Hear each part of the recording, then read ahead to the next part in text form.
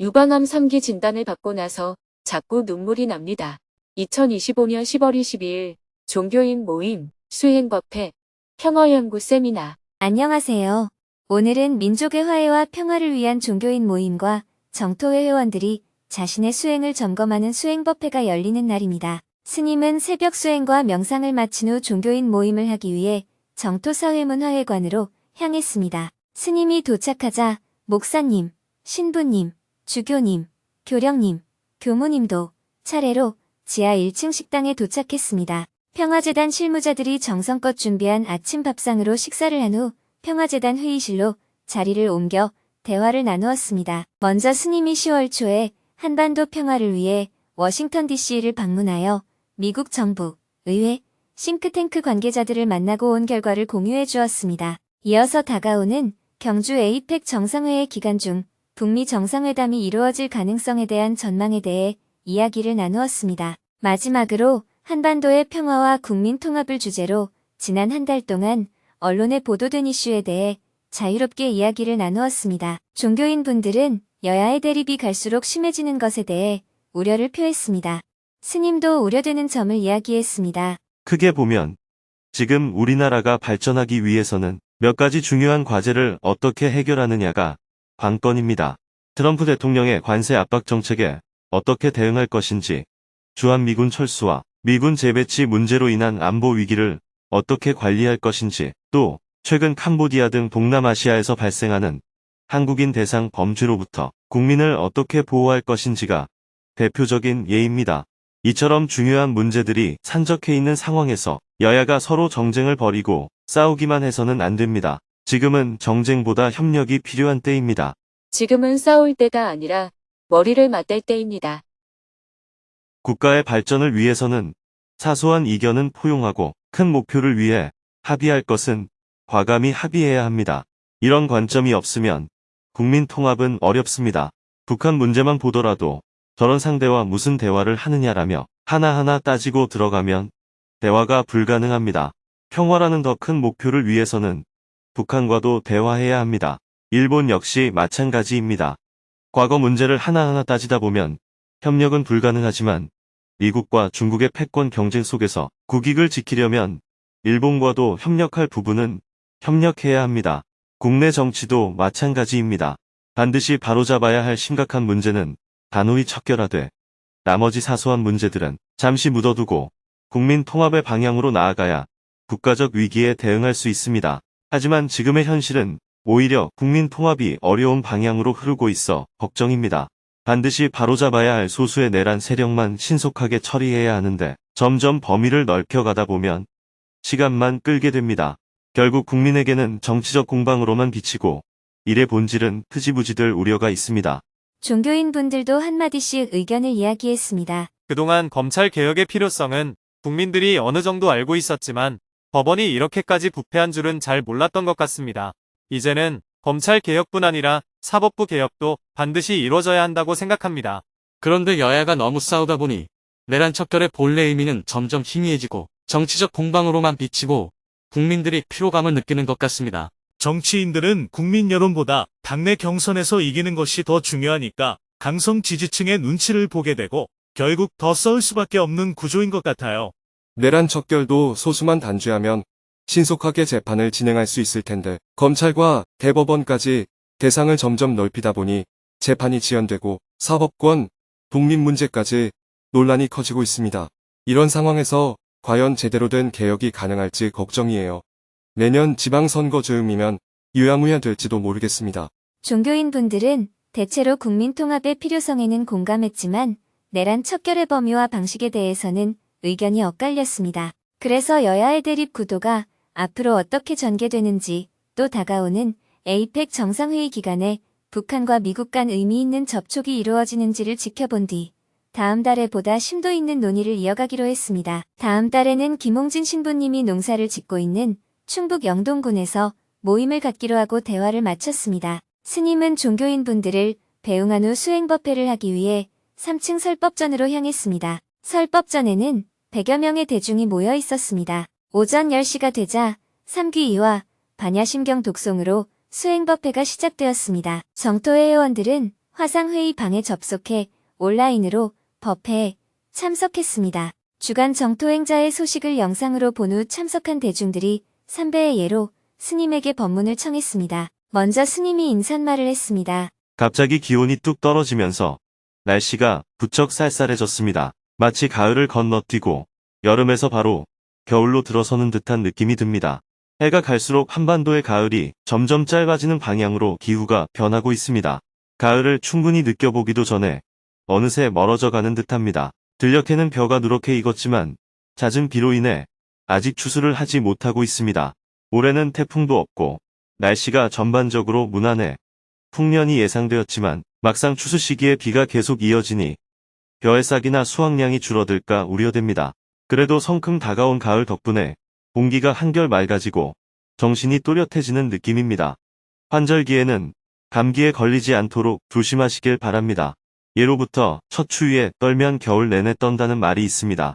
첫 추위에는 몸을 따뜻하게 하고 건강을 잘 챙기시길 바랍니다. 지난주부터 정토회는 정일사 정진 기간에 들어갔습니다.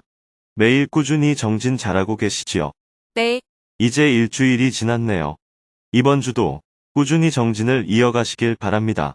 어느덧 10월도 열흘 남았습니다.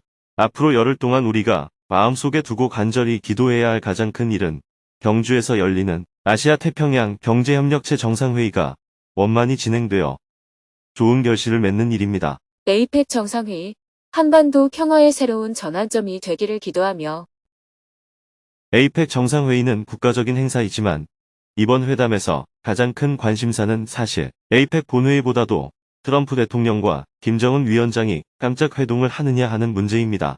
단순한 이벤트처럼 보일 수도 있지만 만약 회동이 성사된다면 이는 북미 간 대화의 물꼬를 트는 계기가 되고 이어서 남북 대화로 발전하여 한반도 평화 정착에 큰 전환점이 될 수 있습니다. 우리의 간절한 염원을 모아 한반도에 다시는 전쟁이 없고 평화가 뿌리내리는 날이 오기를 기도합시다. 사람의 힘만으로 어렵다면 신과 부처님, 보살님, 조상신의 가피까지 모두 합쳐 우리의 염원이 반드시 이루어지기를 바랍니다. 물론 회담이 성사되지 않는다고 큰 문제가 생기는 것은 아니지만 성사된다면 그만큼 한반도의 평화가 앞당겨질 것입니다. 이어서 사전에 질문을 신청한 분들의 질문을 받았습니다. 온라인에서 한 명이 질문한 후 이어서 현장에서 한 명이 손을 들고 질문했습니다. 그중 한 명은 대선 전후로 대학생 아들과 정치 이야기를 하다 보면 늘 충돌하게 된다며 서로 다른 견해 속에서도 어떻게 균형 잡힌 시각을 가질 수 있는지 스님에게 조언을 구했습니다. 정치 이야기만 하면 부딪히는 아들. 어떻게 대화하면 좋을까요? 대선 전후로 대학생 아들이 정치 이야기를 자주 꺼냅니다. 제 의견을 말하면 아들이 곧바로 반박하는데 서로의 견해가 너무 다릅니다. 마치 벽을 사이에 두고 이야기하는 기분입니다. 그래서 이대로는 안 되겠다 싶어 서로 중립적이라고 생각되는 연합뉴스를 함께 보자고 제안했더니 아들도 동의했습니다. 그 후로 저는 즐겨보던 유튜브 방송을 끊고 기존의 뉴스 대신 연합뉴스를 중심으로 챙겨보고 있습니다. 스님께서는 국제정세나 사건 사고에 대해 해박한 지식으로 우리의 궁금증을 풀어주시는데요. 평소 스님은 뉴스를 어떻게 챙겨보시며 균형 잡힌 시각을 갖기 위해 세상 소식을 어떻게 접하면 좋을지 궁금합니다. 정치 성향에 대한 통계를 보면 일반적으로 진보와 보수로 구분할 때 가장 보수적인 연령층은 70대 이상입니다. 그 다음은 60대일 것 같지만 실제로는 20대 남성이 두 번째로 보수적이에요. 세 번째가 60대, 네 번째는 30대 남성입니다. 반면 진보적인 층은 40대 남녀가 약 75%로 가장 높습니다. 4명 중 3명꼴로 진보적인 셈이죠. 50대 남녀도 비슷한 비율을 보입니다. 그 다음이 30대 여성, 그리고 20대 여성 순입니다. 다만 최근에는 20대 여성도 점차 보수 쪽으로 이동하는 추세입니다. 질문자가 40대 후반이나 50대라면 가장 진보적인 세대에 속하고 아들은 20대이니 가장 보수적인 세대에 속합니다. 말하자면 아들은 70에서 80대 할아버지 세대와 비슷한 정치적 인식을 가진 셈이에요. 그러니 모자 간의 의견 차이는 아주 자연스러운 일입니다. 세월이 흐르면 세대는 자연스럽게 위로 올라갑니다. 예전에는 60대가 매우 보수적이었지만 지금의 60대는 진보와 보수가 비슷한 비율을 보입니다. 과거에 진보적이었던 30대는 이제 중간 정도의 입장으로 옮겨왔습니다. 그 이유는 세월이 지나 당시의 50대가 지금의 60대가 되었고 당시의 20대가 지금의 30대가 되었기 때문입니다. 이런 변화는 특별히 정치 교육을 받아서 생긴 것이 아니라 사회 전반의 흐름입니다. 그래서 지금 부모 세대인 50대는 진보적이고 자식 세대인 20대는 보수적이어서 서로 견해가 엇갈리는 거예요. 그러니 부딪히는 것이 어찌 보면 당연합니다. 20년 전만 해도 지금의 40에서 50대가 자식 세대였어요. 그때 부모 세대와 대화가 전혀 안 됐습니다. 한때 나는 사전 투표를 하고 투표일에는 부모님을 모시고 여행 간다 라는 말이 있었을 정도예요. 부모 세대가 워낙 보수적이라 아예 투표를 못하게 해야 한다는 농담이었죠. 그만큼 세대 간 정치적 이견이 컸다는 뜻입니다. 이제는 그 반대 현상이 나타나고 있습니다. 자식 세대는 본래 부모 세대에게 일정한 억압감을 느끼기 때문에 본능적인 반발심이 있습니다. 그래서 부모가 보수적일 때는 자식이 진보적이었고 이제 부모가 진보적이 되니 자식은 다시 보수적으로 기우는 경향이 나타나는 겁니다. 특히 이런 현상은 남성에게서 더 두드러집니다. 그 이유는 20대 남성들의 불만이 그만큼 크기 때문이에요. 자랄 때 딸보다 특별히 혜택을 받은 것도 없는데 학교에서는 여자아이들이 공부를 더 잘했고 사회에 나오면 연애 문제나 성 관련 이슈에서 불이익을 받을 수도 있습니다. 군복무 의무도 있고 직장에서는 남녀 평등이라 하면서도 야근은 남자에게 시키는 경우가 많죠. 이런 여러 요인이 겹치면서 불만이 쌓이고 그것이 정치 성향에도 영향을 미치는 것입니다. 미국에서도 백인 남성의 우경화가 뚜렷하게 나타나는데 그 심리 구조가 한국의 20대 남성과 매우 유사하다는 분석이 있습니다. 흥미로운 점은 미국에서 백인 남성의 우경화가 백인 여성과 유색인 남성에게까지 동조 현상을 일으켜 트럼프 지지층이 확대되었다는 것입니다. 우리나라에서도 비슷하게 20대 여성의 보수 성향이 조금씩 증가하는 동조화 현상이 나타나고 있습니다. 이런 변화는 정치 교육의 결과가 아니라 사회 분위기의 반영입니다. 사회가 한쪽으로 기울면 사람들도 자연스럽게 그쪽으로 쏠리는 것이죠. 또한 사람들은 본능적으로 끼리끼리 어울리려는 성향이 있습니다. 이는 학교, 사회, 심지어 온라인 공간에서도 그대로 드러납니다. 예를 들어 20대 남성이 선호하는 유튜브 채널을 반복 시청하면 비슷한 성향의 영상이 계속 추천됩니다. 부정선거 음모론 같은 영상을 한번 보면 이후에도 같은 주제의 콘텐츠가 끝없이 이어지죠. 그러다 보면 이게 사실이구나 하는 착각이 생깁니다. 이런 방식으로 유튜브 알고리즘이 특정 정치 성향을 더욱 강화시키는 겁니다. 결국 부모 세대와 자식 세대는 서로 완전히 다른 유튜브 세상 속에서 살아가게 됩니다. 공영방송 뉴스는 보지 않고 유튜브만 보게 되면 마치 같은 나라에 살면서도 전혀 다른 세상에 사는 사람들처럼 느껴집니다. 이 때문에 사회 전반의 의견이 극단적으로 갈라지고 있습니다. 법원 판결에 대해서도 자기 진영에 유리하면 사법부에 정의가 살아있다라고 하고 불리하면 사법부가 죽었다라고 말합니다. 판사 개인의 사생활까지 문제 삼으며 판결 자체를 부정하기도 합니다. 그러나 이런 진영 논리는 중도층에게 오히려 피로감을 줍니다. 질문자가 아들의 생각이 이해되지 않는 이유도 이와 같습니다. 그래서 서로 다른 유튜브 대신 같은 공영방송을 함께 보자고 제안한 것은 정말 잘하신 일입니다. 뉴스는 기본적으로 공영방송을 중심으로 보는 것이 좋습니다. 공영방송은 보도 전에 검증 절차를 거치기 때문입니다.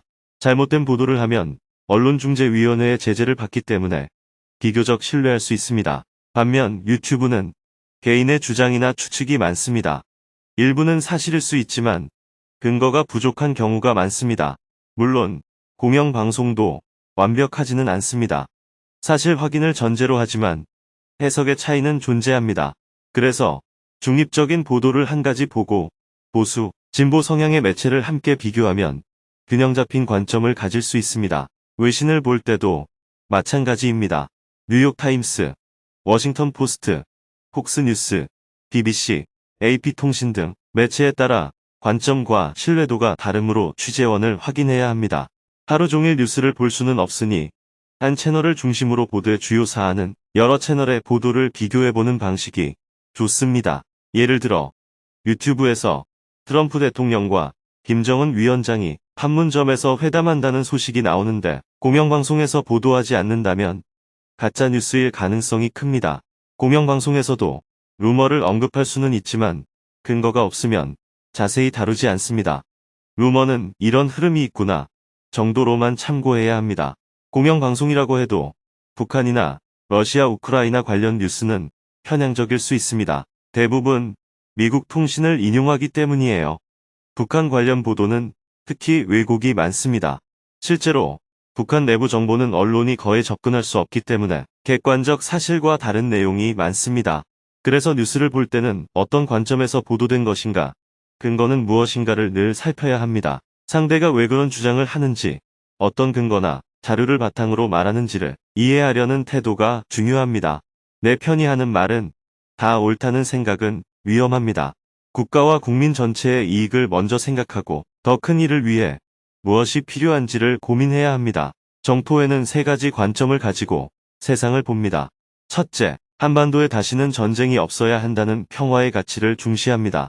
둘째, 국민이 서로 적대하지 않고 협력할 수 있는 상생의 사회 시스템을 만들어야 합니다.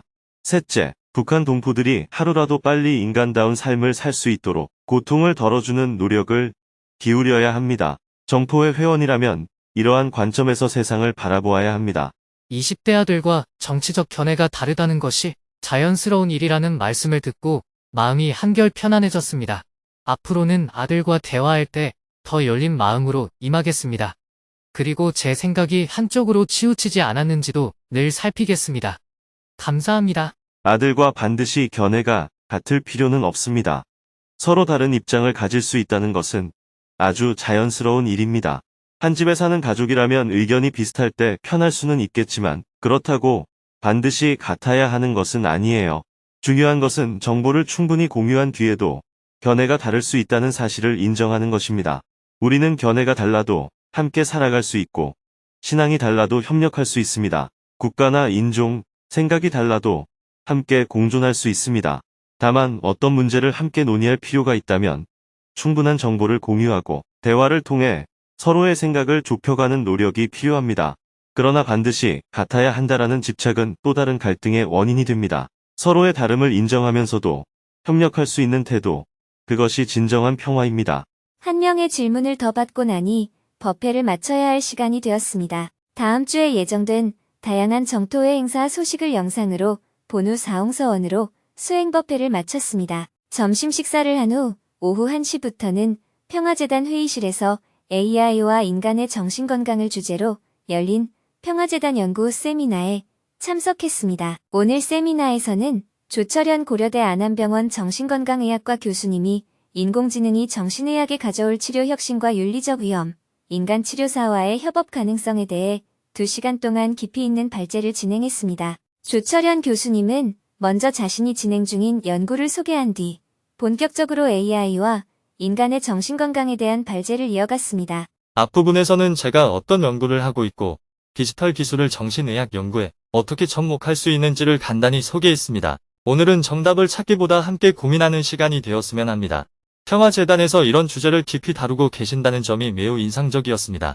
조 교수님은 산업화와 기술 발전이 심화할수록 인간의 정신건강이 더 큰 위기를 맞고 있다고 지적했습니다. 특히 우리나라는 여전히 OECD 국가 중 자살률 1위를 기록하고 있으며 정신적 어려움을 겪는 사람들이 치료에 접근하기조차 어려운 현실이라고 했습니다. 이어서 그는 최근 병동의 변화를 언급했습니다. 예전에는 성인 조현병 환자가 대부분이었으나 이제는 입원 환자의 연령이 급격히 낮아져 10대와 20대가 많아졌다고 설명했습니다. 자해 사례는 재난 수준으로 늘었으며 병원 안팎을 막론하고 청소년들의 정신적 고통이 심화하고 있다고 우려했습니다. 조 교수님은 이러한 변화의 원인을 단일 요인으로 단정할 수는 없지만 SNS와 알고리즘 기반 영상 플랫폼 등 디지털 환경의 영향이 크다고 분석했습니다. 또한 기술이 선한 의도로 설계되더라도 심리적으로 취약한 사람에게는 왜곡된 인지를 강화할 위험이 있다고 지적했습니다. 실제로 일부 환자들이 정신건강의학과 진료 전에 챗GPT의 증상을 묻거나 의사의 판단보다 챗GPT의 답변을 더 신뢰하는 사례가 늘고 있다고 말했습니다. 이어 조 교수님은 AI의 임상적 효과와 한계에 대해서도 신중하게 짚었습니다. 생성형 AI 기반 상담 챗봇은 일부 연구에서 경증이나 중등도 환자에게는 일정한 효과가 보고되고 있지만 조현병이나 양극성 장애 같은 중증 정신질환에는 뚜렷한 한계가 있다고 설명했습니다. 또한 상담에서 중요한 것은 상담자와 내담자 사이의 신뢰와 공감이라며 이런 마음의 연결은 여전히 인간 상담자의 고유한 강점이라고 강조했습니다. 비대면이나 앱을 통한 상담에서는 이러한 관계가 얼마나 형성될 수 있는지 앞으로 더 많은 연구와 논의가 필요하다고 덧붙였습니다. 정리하자면 AI는 정신의학적 관점에서 쓸모도 있고 한계도 있습니다. 지금 그 한계가 여러 이슈로 산발적으로 나타나고 있습니다. 우리는 그런 변화의 시기 앞에 서 있다고 봅니다. 효과를 검증하려면 결국 연구로 확인해야 하지만 아직까지는 한계가 분명합니다. 경증에는 효과가 있지만 중증에는 위험할 수 있고 알고리즘의 편향성과 개인정보 보호 같은 윤리적 문제가 뒤따릅니다. 어떤 것은 시간이 지나며 해결될 것이고 어떤 것은 더 문제화될 것입니다. 치료자의 전통적 형태를 고집할 필요는 없다고 생각합니다. 결국 인간 AI, 내담자로 이루어진 3자 모델이 기본이 될 가능성이 높습니다. 그때 각자의 역할을 어떻게 정립할지 고민이 필요합니다. 정신의학뿐 아니라 다양한 분야에서 가치관의 혼란을 포함한 문제가 예상되기에 다양한 분야의 전문가들이 머리를 맞대어 철학, 윤리, 사회, 종교의 관점에서 방향을 모색할 필요가 있다고 생각합니다. 이런 말씀을 드리며 마무리하겠습니다. 강연 후 이어진 질의응답 시간에는 다양한 주제로 대화가 오갔습니다. 정신질환의 기본 분류와 증상의 차이, 우울증, 불안장애, 공황장애, 조현병 등 주요 질환의 구분 기준, 디지털 환경이 정신건강에 미치는 영향, AI와 휴머노이드 로봇의 발전이 정신건강에 미칠 영향, 로봇과의 사별이나 장애 문제, AI가 자의식을 가질 가능성, 북한에서는 정신건강 분야의 연구가 어느 정도 이뤄지고 있는지, AI 데이터의 개인정보 보호 문제 등 많은 질문들이 쏟아졌습니다. 특히 스님은 정신질환의 경우 조기에 발견하여 치료하는 것이 매우 중요하다고 강조하며 조 교수님에게 몇 가지 질문과 의견을 이야기했습니다. 학교마다 영양사는 있는데 왜 심리상담사는 없을까요? 육체의 건강을 위해 학교나 보건소마다 영양사나 간호사는 배치되어 있지만 정작 정신 건강을 돌보는 시스템은 거의 없습니다. 학교에도 상담사 한 명 제대로 배치되지 않은 경우가 많습니다. 그러나 정신질환은 감기처럼 조기에 발견해 대응해야 하는 문제입니다. 우리 사회는 증상이 심각해져 미친 게 아닌가 싶을 정도가 되어야 비로소 관심을 갖기 시작합니다. 그때는 이미 늦어 병이 만성화되고 치료도 어려워집니다. 그래서 저는 학교마다 최소 한 명의 정신건강의학과 의사, 적어도 심리상담사라도 배치해야 한다고 정부에 제안하고 있습니다. 또 다른 문제는 학생의 정신적 어려움을 담임교사가 직접 관리해야 하는 구조에 있습니다. 학생에게 정신적 문제가 있다고 의심되면 학부모들은 생활기록부에 불이익이 생길까봐 예민하게 반응합니다. 그러나 이런 문제도 전문가가 학생을 전담해 상담하거나 병원으로 연계하는 시스템이 갖춰진다면 자연스럽게 해소될 것입니다. 나아가 행정복지센터나 보건소에도 정신건강 담당 인력을 두어 주민들의 정신질환을 조기에 발견하고 치료할 수 있다면 우리나라의 높은 자살률을 낮추는데 큰 도움이 될 것입니다. 문제는 현실이 그렇지 못하다는 점입니다. 병원에 정신과 의사가 있어도 상담사가 함께 있는 경우가 드뭅니다. 그러다 보니 정신과 의사는 약만 처방하고 끝내버리고 상담사는 약물 치료로 충분히 해결될 문제를 몇 달씩 상담만 하며 끌어가는 일이 생깁니다. 이렇게 되면 치료가 제대로 이루어지기 어렵습니다. 인력의 절대적 부족도 원인이지만 제도적 개선이 반드시 필요한 시점입니다. 조 교수님은 스님의 생각에 적극 동의하며 말했습니다. 스님 말씀이 맞습니다. 여담이지만 어떤 대기업은 모든 사업장마다 정신과 전문의가 한 명 이상 있고 심리 상담사도 여러 둔다고 합니다. 그게 회사의 이익이라고 보기 때문이에요. 실제로 그만큼의 효과가 있습니다. 사회 전반에서도 이런 시스템이 필요합니다. 이어서 스님이 의견을 말하고 조 교수님이 여기에 의견을 덧붙이며 계속해서 토론을 이어갔습니다. 문제의 학생을 폭탄 돌리게 하는 학교. 해법은 없을까요?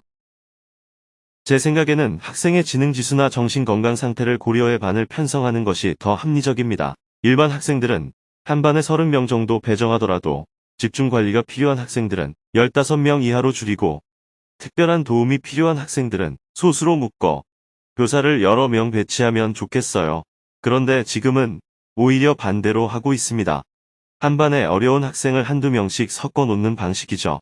결국 교사들이 폭탄 돌리기 하듯 부담을 나누는 셈입니다. 그래서 1학년 담임이 가장 힘들다고 합니다. 2학년부터는 관리가 필요한 학생이 어느 정도 파악돼 분산할 수 있지만 갓 입학한 1학년은 정보가 전혀 없으니까요. 그러다 보니 관리가 필요한 학생이 한 반에 몰리면 선생님이 정말 힘들어집니다. 이런 문제의 근본 원인은 결국 의사 수와 상담 전문가 수가 절대적으로 부족하다는 데 있습니다. 정신질 환자가 급증하는 속도에 비해 의대에서 배출되는 정신건강의학과 의사는 턱없이 적습니다. 사실 치료까지 가지 않더라도 조기에 발견해 병원에 연계만 해줘도 큰 효과를 거둘 수 있습니다.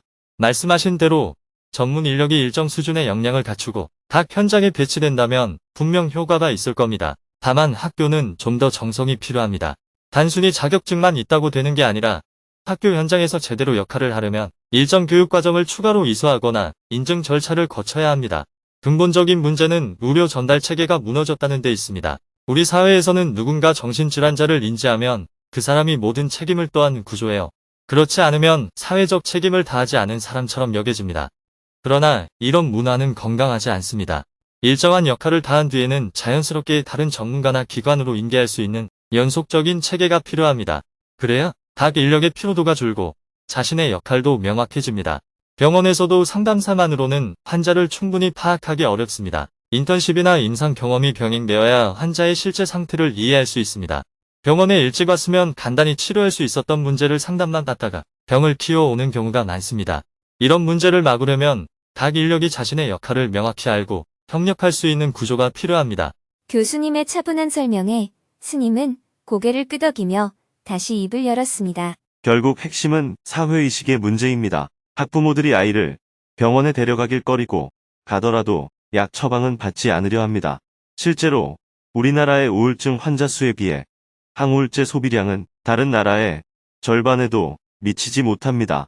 이런 점이 병을 키우는 요인이 됩니다. 반면 ADHD 약물은 학업 성적을 위해 오히려 과도하게 사용하는 기형적인 현상도 있습니다. 이런 불균형한 인식이 안타깝습니다. 우리 사회는 지난 100년 동안 모방해왔습니다. 문제가 발생하면 그 해결책은 이미 서양에 있었습니다. 그래서 모방을 하면 됐어요. 그런데 지금 우리가 겪는 문제들은 서양과 거의 동시에 발생하고 있습니다. 스마트폰과 SNS로 인한 정신적 문제도 마찬가지입니다. 그런데 우리는 아직 이런 문제를 실험하고 데이터를 쌓아 대응 체계를 만든 경험이 없습니다. 과거처럼 서양의 사례를 본받을 수도 없는 상황입니다. 이것이야말로 지금 우리가 직면한 가장 큰 과제입니다. 유럽의 선진국들은 새로운 문제를 겪으면서 동시에 해결책을 찾아왔지만 우리는 그런 경험이 부족해 시행착오를 겪으며 배워갈 수밖에 없습니다. 아이들이 스마트폰과 SNS에 중독될 때 어떤 부작용이 생기는지, 뇌에 어떤 영향을 미치는지에 대한 데이터조차 없습니다. 우리는 단지 걱정된다라는 수준에 머물러 있습니다. 서양에서는 이런 우려만으로도 정책이 만들어지지만 우리는 구체적인 증거를 내놓아야만 움직입니다. 또 외국의 사례, 특히 미국의 전례가 있어야 실행에 옮깁니다. 이런 태도로는 다가올 부작용에 제대로 대응하기 어렵습니다. 앞으로 큰 문제가 될 것입니다. 발표와 토론은 3시간 동안 이어졌습니다. 오후 4시가 다 되어 다 함께 기념사진을 찍고 세미나를 마쳤습니다. 스님은 조철현 교수님에게 감사의 마음을 전한 후 곧바로 평화재단 기획위원회 회의에 참석했습니다. 경주 에이펙 정상회의에서 북미 정상회담이 열릴 가능성과 이후 한반도 정세를 다각도로 전망해보고 그 속에서 평화재단의 역할에 대해 2시간 동안 논의를 했습니다. 해가 저물고 저녁 7시 30분에는 저녁반 수행법회 생방송을 했습니다. 3층 설법전에는 80여 명의 대중이 자리하고 정토회 회원들은 온라인 화상회의 방에 접속했습니다. 저녁 법회에는 동남아에서 온 여성, 아이넵 참가자들이 정토회, 견학 프로그램의 일환으로 참관을 했습니다. 주간 정토행자의 소식을 영상으로 함께 본 후 대중이 삼배의 예로 스님에게 법문을 청했습니다. 스님은 깊어가는 가을 소식과 더불어 다가오는 청년 페스타 행사에 대한민국의 많은 청년들이 참여할 수 있도록 정토회 회원들이 적극적으로 홍보에 힘써줄 것을 당부한 후 대화를 시작했습니다. 1시간 동안 4명이 스님에게 질문을 했습니다. 그중 1명은 유방암 3기 진단을 받고 치료 중인데 암이 발견돼서 다행이다라는 마음이 들면서도 눈물이 난다며 이런 마음은 어떻게 이해해야 할지 스님에게 조언을 구했습니다. 유방암 3기 진단을 받고 나서 자꾸 눈물이 납니다. 저는 얼마 전 유방암 3기 진단을 받았습니다. 암세포가 가슴 전체로 퍼졌고 림프와 다른 조직에도 전이된 상태입니다. 현재는 편안한 마음으로 항암 치료를 받고 있습니다. 항암 치료 중 통증이 심할 때 저는 아픈 만큼 암세포도 함께 없어지고 있다고 생각하며 통증을 긍정적으로 받아들입니다. 요즘 현대인의 4분의 1이 암에 걸린다고 하잖아요. 저도 언젠가는 암에 걸릴 확률이 높았고 지금 40대에 걸린 것이 오히려 다행이라고 생각합니다. 지금도 부작용이 심한데 60대나 70대에 걸렸다면 훨씬 힘들었겠죠. 가족들도 나이가 들어 간호가 더 어려워졌을 테고요. 또한 항암 치료, 수술, 방사선 치료라는 선택지가 있으니 희귀암 환우들보다 훨씬 다행이라고 생각합니다. 현재 병가 중이고 질병휴직을 쓰더라도 해고 걱정은 없습니다. 보험에도 가입되어 있어 다른 염려도 없습니다. 이제 암을 알았으니 치료받고 이후에는 관리하면서 살면 되기에 이 모든 것에 감사한 마음입니다. 그런데 다른 사람과 이야기할 때면 저도 모르게 눈물이 납니다. 편안하고 감사하다고 생각하면서도 혹시 저 자신을 속이고 있는 건 아닌가 싶어 질문드립니다. 자신을 속인다고 보기는 어렵습니다. 마음은 울적한데 생각은 괜찮아, 좋은 거야 라고 하고 있는 상태입니다. 그래서 마음이 불현듯 울컥하는 것입니다. 긍정적으로 생각하려는 태도는 분명 도움이 됩니다. 우리가 부모님을 모셔야 한다 라고 생각하지만 막상 부모님과 함께 있으면 잔소리에 마음이 불편해지듯 생각과 마음이 늘 일치하지는 않습니다. 그래도 효도해야지 라고 이성적으로 다독이지만 감정은 따로 움직이는 것이죠. 마찬가지로 아침에 기도해야 한다 라고 생각하면서도 마음은 일어나기 싫다 라고 느끼는 것처럼 생각과 마음이 엇갈릴 때 자신을 속이는 듯한 느낌이 들 수 있습니다. 마음과 생각은 서로 다를 때가 많습니다. 윤리, 도덕, 사상, 이념 등은 모두 생각에 속하고 하고 싶다 혹은 하기 싫다, 슬프다, 괴롭다 같은 것은 마음이에요. 마음은 상황이 닥치면 즉각적으로 반응하고 생각은 이성적으로 사고합니다. 마음은 감성, 감정에 가깝고 생각은 이성, 사유라고 할 수 있습니다. 그래서 정신작용에서도 마음과 생각은 서로 다른 방식으로 작용합니다. 내 마음을 모를 때 우리는 흔히 나 자신에게 속는다 라고 말합니다. 부처님의 가르침에서 말하는 알아차림이 곧 내 마음의 상태를 알아차리는 것입니다. 질문자는 마음속 슬픔을 알고 그것을 극복하려고 생각으로 다독이고 있습니다. 괜찮아. 병원비도 있지. 젊어서 걸린 게 다행이야. 하고 말이죠. 죽음에 대한 두려움도 죽으면 하늘나라에 가는 거야.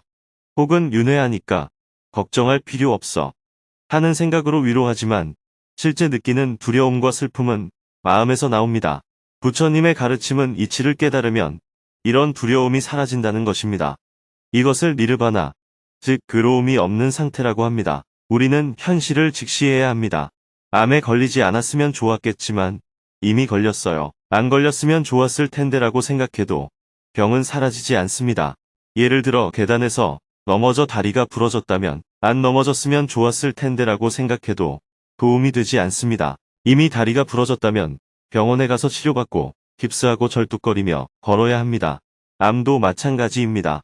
이미 생겼다면 병원에서 현대의학의 치료를 받으면 됩니다. 선택지는 두 가지입니다. 하나는 치료를 받지 않고 자연스럽게 사는 길이고 다른 하나는 치료를 받는 길입니다. 치료를 받아야 하는데 돈이 없다면 근심이 생기겠지만 다행히 치료비가 있다면 걱정이 덜하겠지요. 또 돈은 있는데 기술이 없으면 문제겠지만 우리나라에는 수준 높은 의료 기술이 있으니 이것도 감사한 일입니다. 암 1기나 2기는 주로 수술로 치료합니다. 아주 초기라면 방사선 치료만으로 완치되는 경우도 많아요. 질문자처럼 암 3기가 되어 수술이 어렵다면 항암 치료로 암 크기를 줄인 뒤 수술을 진행할 수도 있습니다. 이 결정은 의사가 판단할 문제입니다. 암 3기 정도면 완치 확률이 다소 떨어집니다. 요즘은 암 1기, 2기 정도는 병축에도 안 들어가지만 이미 주변으로 퍼졌다면 완치 확률은 절반 이하라고 보면 됩니다.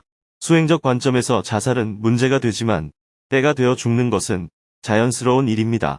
누군가에게 죽임을 당하면 억울하겠지만 때가 되어 죽는 것은 자연스러운 과정이에요. 나이가 많아 죽든 병에 걸려 죽든 결국 때가 되면 누구나 죽게 마련인데 죽지 않겠다고 발버둥 쳐봐야 소용없습니다. 그렇다면 발버둥 치며 죽는 게 나을까요? 편안히 죽는 게 나을까요? 발버둥 친다면 남은 시간을 괴로움 속에서 보내다 죽게 됩니다. 그러나 죽을 때가 되면 죽겠다 라고 마음먹으면 남은 시간 동안 편안하게 살다가 죽게 됩니다. 그건 내가 선택하는 거예요. 삶에 집착해서 발버둥 치면 괴로워하다가 죽게 되고, 삶을 포기하고 자살을 하면 남은 시간마저도 버리게 되지만 사는 데까지 살겠다 라고 생각하면 자연스럽게 남은 시간을 편안히 살다가 떠날 수 있습니다. 삶이 길다고 해서 항상 좋은 것만 있는 것은 아니에요. 싸움도 하고 괴로워하기도 하고 미워하기도 하지만 또 즐거움도 있습니다. 삶이 짧다면 그 짧은 시간 동안 괴로움과 미움으로 보내는 것은 너무 아깝지 않겠어요?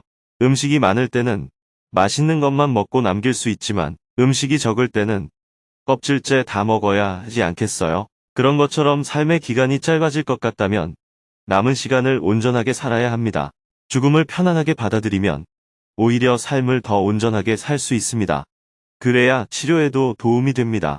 암은 일종의 돌연변이기 때문에 신경을 지나치게 쓰면 확산이 빨라지고 마음을 편안히 가지면 덜 확산할 수 있다고 볼 수 있어요.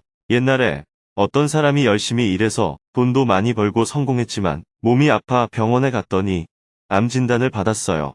1년밖에 살 수 없다는 이야기를 듣고 자신이 모은 돈을 주변에 나누며 살기로 했습니다. 1년 동안 다 나눠주고 죽을 때가 되었다고 생각했는데 놀랍게도 병세가 호전되었다는 이야기가 있습니다. 그만큼 암은 심리적 영향이 크고 긍정적 마음이 치료에 도움이 된다는 거예요. 그래서 질문자가 긍정적으로 생각하는 것도 분명 도움이 됩니다. 하지만 마음이 울적하다면 아직 이 사실을 온전히 받아들이지 않은 것입니다. 가능하면 마음으로도 받아들이는 것이 좋아요. 옛날에는 인간의 평균 수명이 40대에 불과했던 시절도 있었어요. 질문자는 현재 몇 살인가요? 47살입니다. 옛날로 치자면 평균 수명은 이미 넘었네요. 지금 죽는다 해도 크게 섭섭할 건 없다고 볼 수 있습니다. 혼자인가요? 네, 싱글입니다. 제가 혼자 사느냐고 여쭤본 데에는 이유가 있습니다. 아기에게 수유를 하거나 배우자와의 신체적 접촉이 있었다면 그보다 훨씬 일찍 이상 징후를 발견했을 가능성이 큽니다. 그런데 저는 암이 처음 발견됐을 때도 조금 컸지만 6일 만에 전체로 퍼져서 일반적인 경우와는 조금 다릅니다. 암의 진행 속도는 사람마다 다릅니다. 급속히 확산하기도 하고 아주 느리게 진행되기도 하죠. 특히 유방암은 초기 발견이 중요합니다. 그래서 혼자 사는 여성은 자가 검진에 더 신경 써야 합니다. 다행히 질문자는 혼자니까 배우자나 자식을 걱정할 일은 별로 없겠네요. 네, 맞습니다. 남편이나 아이가 없으니 혼자인 것이 오히려 다행이구나 하고 담담하게 받아들이면 치료에도 도움이 됩니다. 질문자가 여러 말을 많이 한 것은 불안감을 덜고 긍정적으로 생각하려는 시도라고 생각합니다. 긍정적으로 생각하는 것 자체는 분명 도움이 됩니다. 하지만 더 중요한 것은 마음의 긴장을 푸는 거예요. 지금 마음이 두렵고 슬픈데도 불구하고 그걸 억지로 참고 괜찮아. 모두 잘 될 거야. 라고만 생각하는 것은 크게 도움이 되지 않습니다. 우리 몸의 신진대사는 자율신경에 의해 움직이는데 마음이 긴장하면 자율신경이 영향을 받고 마음이 편안하면 원활히 작용합니다. 현대인에게 발생하는 대부분의 병도 긴장에서 비롯되는 경우가 많아요. 음식은 잘 먹는데도 건강이 안 좋잖아요. 그래서 마음을 편안하게 갖는 것이 무엇보다 중요합니다. 잘 알겠습니다, 스님. 그게 쉽지 않겠지요. 삶에 집착이 있으니까요. 네, 삶에 대한 집착을 내려놓으려고 노력하겠습니다. 편안한 마음을 가질 방법을 더 깊이 고민해 보겠습니다. 생각을 아무리 해도 마음이 편안해지지는 않아요.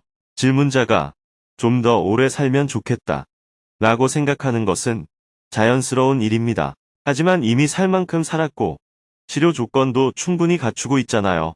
병원비가 없어 치료를 못 받는 사람도 있고 돈이 있어도 인도 같은 나라에서는 병원 시설이 부족해 치료를 못 받는 경우도 있습니다. 실제로 인도에서 어떤 환자가 저에게 계속 한국에서 검사를 받고 싶다고 요청한 적도 있습니다. 질문자는 현재 보험이 되어 있고 치료할 형편도 되잖아요. 우리나라 병원들은 암 치료만큼은 세계 최고 수준이라고 할 수 있습니다. 치료 조건도 갖추었고 결혼도 안 해서 혼자니까 지금 죽어도 괜찮은 조건을 갖춘 셈이에요. 젊어서 죽는 것이 꼭 나쁜 것도 아닙니다. 영정사진이 아주 젊게 남거든요. 오래 살면 영정사진이 완전히 쭈그러지잖아요.